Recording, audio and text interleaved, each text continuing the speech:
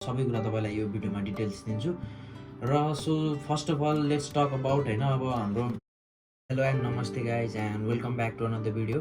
So today I'm gonna tell you all about my university courses जुन चाहिँ मेरो युनिभर्सिटीमा पढाइराखेको छ। सो पढिराखेको छु मैले मेरो युनिभर्सिटीमा र तपाईँले पनि बाँकी कोर्सेसहरूको बारेमा जानेर चाहिँ तपाईँहरूले अप्लाई गर्न सक्नुहुन्छ। मेरो युनिभर्सिटिजको कोर्सेसहरू भनेको चाहिँ तपाईँको सबै यो बिए र बिएस हो।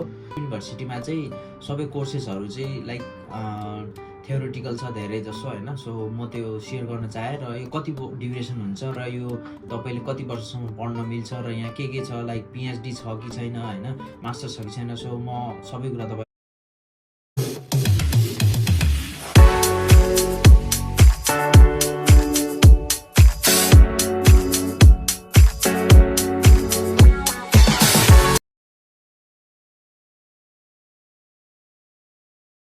नमस्ते सबैजनालाई। म चाहिँ प्रशान्त ठाकुर र आज म आफ्नै युनिभर्सिटीको ग्राउन्डमा क्याल्भिन युनिभर्सिटी नै रहेछु र तपाईँहरूलाई आज के भन्न चाहन्छु भन्दाखेरि क्याल्भिन युनिभर्सिटी कस्तो छ त, क्याल्भिन युनिभर्सिटीको पढाइ कस्तो छ।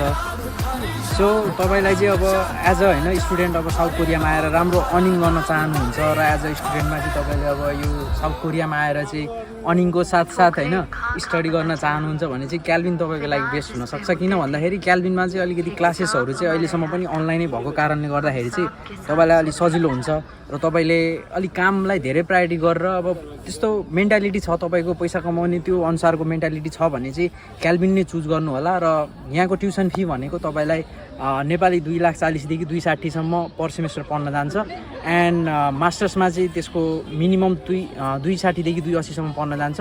सो त्यतिसम्म चाहिँ तपाईँले अब त्यो चाहिँ यहाँनिर चाहिँ यहाँको नमस्ते सबैजनालाई। म चाहिँ प्रशान्त ठाकुर र आज म आफ्नै युनिभर्सिटीको ग्राउन्डमा क्याल्भिन युनिभर्सिटी नै रहेछु र तपाईँहरूलाई आज के भन्न चाहन्छु भन्दाखेरि क्याल्भिन युनिभर्सिटी कस्तो छ त, क्याल्भिन युनिभर्सिटीको पढाइ कस्तो छ।